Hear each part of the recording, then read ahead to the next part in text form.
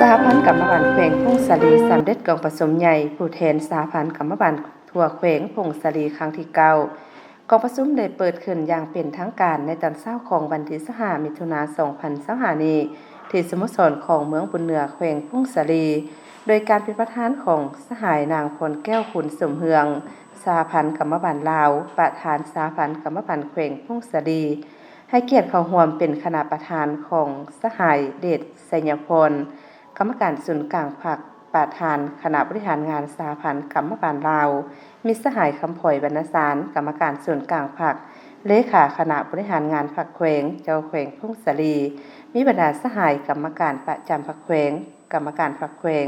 มีผู้ต่างหน้าจากองค์การจัดตั้งมหาชนขันแขวงประธานห้องประธานแขกเชิญผู้แทนสหพันธ์กรรมการสาวผู้ออกแห่งงานในทั่วแขวงเด็กผู้ต่างหน้าสหพันธ์กรรมการจาก3แขวงภาคเหนือแขวงอุดมไซแขวงโพแก้วและแขวงดวงน้ำทาอดีตการนำสหพันธ์กรรมการแขวงตลอดฮอดภาคส่วนเกี่ยวข้องจากศูนย์กลางสหพันธ์กรรมการลาวและภายในแขวงพงศาลีเข้าร่วม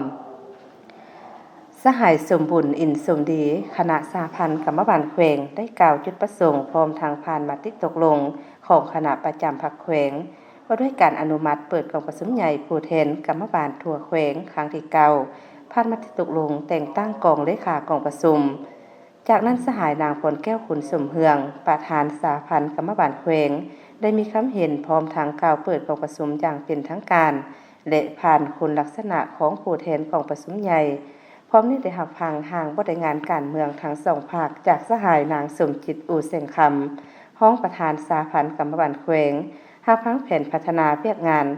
กรรมการตื่มอีกในกองประชุมผู้แทนกองประชุมได้ลงประชามติและหับห้องผู้ใดงานการเมืองสองภาคและแผนพัฒนาเพียกงานกรรมการแขวงโอกาสนี้อย่างใดหับฟังการประกอบความคิดความเห็นต่างหน้า3แขวงภาคเหนือการขยายการจัดตั้งกรรมการเข้าสู่หัวหน่วยแห่งงานโดยสหายบุญเดิดร่วงเงินประธานกรรมการแขวงดวงน้ำทารับฟังการประกอบการสร้างเศรษฐกิจเสริมเพื่อสร้างรายรับให้กับครอบครัวจากสหายกลุ่มแสงบรรณวงศ์รับฟังการประกอบความคิดความเห็นการปฏิบัตินโยบายต่อสมาชิกกรรมการกรรมกรและผู้ออกแห่งงานไฟฟ้าลาวสาขาแขวงพงศาลีจากสหายทองสะบันโสระหักต่างหน้าวิสาหกิจไฟฟ้าลาวสาขาแขวงพงศาลีจากนั้นสหายนางพรแก้วขุนสมเฮืองคณะสหพันธ์กรรมการลาวประธานสหพันธ์กรรมการแขวงพงศาลียังได้ผ่านบทสำรวจการนำพารวมของคณะบริหารงานสหพันธ์กรรมการแขวงสมัยที่8ซึ่งได้สรุปที่ราคาผลงานการซี้นำพาเบียกงานหอบด้านของคณะสหพันธ์กรรมการแขวงพร้อมทางยกให้เห็นผลงานด้านดีด้านตั้งหน้าจุดดีจุดอ่อนด้านตั้งหน้าและบางบทเรียนที่ถอดถอนได้ในระยะ5 ปีที่ผ่านมาแล้วคณะสุดเก่าได้ขึ้น9 ล้านนาทีพร้อมกันนั้นคณะรับผิดชอบเพียกงานบุคลากรการแขวงได้ขึ้นผ่านมาตรฐานเงื่อนไขของผู้สมัครรับเลือกตั้งคณะบริหารงานสหพันธ์กรรมการสุดไปผ่านมติตกลงหับของบุคลากรออกหับสมัครเลือกตั้งผ่านข้อตกลงแต่งตั้งคณะควบคุมบัตรและแนะนำระเบียบวิธีการที่ประชุมต่างหน้าคณะประธานกองประชุมสหายคำผอยบรรณสารกรรมการส่วนกลางภาคเลขาคณะบริหารงานภาคแขวงเจ้าแขวงพงศาลีได้มีคำเห็นต่อการปอนบัตรคัดเลือกเอาคณะบริหารงานสหพันธ์กรรมการสุดใหม่ว่าให้บรรดาสหายกำแน่นพระบทบาทสิทธิและหน้าที่ของคณะบริหารงานสหพันธ์กรรมการลาวและกรรมการทุกขั้นที่ได้กำหนดไว้ใน6 นาทีให้บรรดาสหายเข้าใจเบิ่งโครงประกอบต้องมีผู้เก่าผู้ใหม่มีเพศมีเผ่ามีบรรดาสหายเข้าร่วมกองประชุมต้องเป็นทุกอย่างในการคัดเลือกเอาคณะบริหารงานสหพันธ์กรรมการแขวงสุดนี้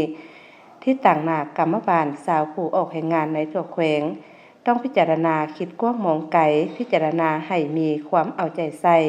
ต้านแนวคิดกลุ่มกลแนวคิดอคติอย่างเด็ดขาดจากนั้นก็ได้แจกใหญ่บัตรและใช้สิทธิประชาธิปไตยปอนบัตรเอาคณะบริหารงานสหพันธ์กรรมการแขวงสุดใหม่ซึ่งมีผู้สมัคร32 สหายหญิง12 สหายเลือกเอา29 สหายในกองประชุมครั้งปฐมฤกษ์ได้เลือกตั้งคณะบริหารงานสหพันธ์กรรมการแขวง สมัยที่เก่าจำนวน29สหายหญิง11สหายได้เลือกเอาสหายนางพรแก้วขุนสมเฮืองเป็นประธานสหพันธ์กรรมบาลแขวงสหายนางสมจิตอู่แสงคำเป็นรองประธานสหพันธ์กรรมบาลแขวงเลือกเอาสหายสมบุญอินสมดีเป็นประธานกวดกาคณะบริหารงานสหพันธ์กรรมบาลแขวงได้เลือกเอาสหายนางบุญนำพรหมเกตและสหายนางสมศรีสิทธิบงศ์เป็นรองประธานกวดกา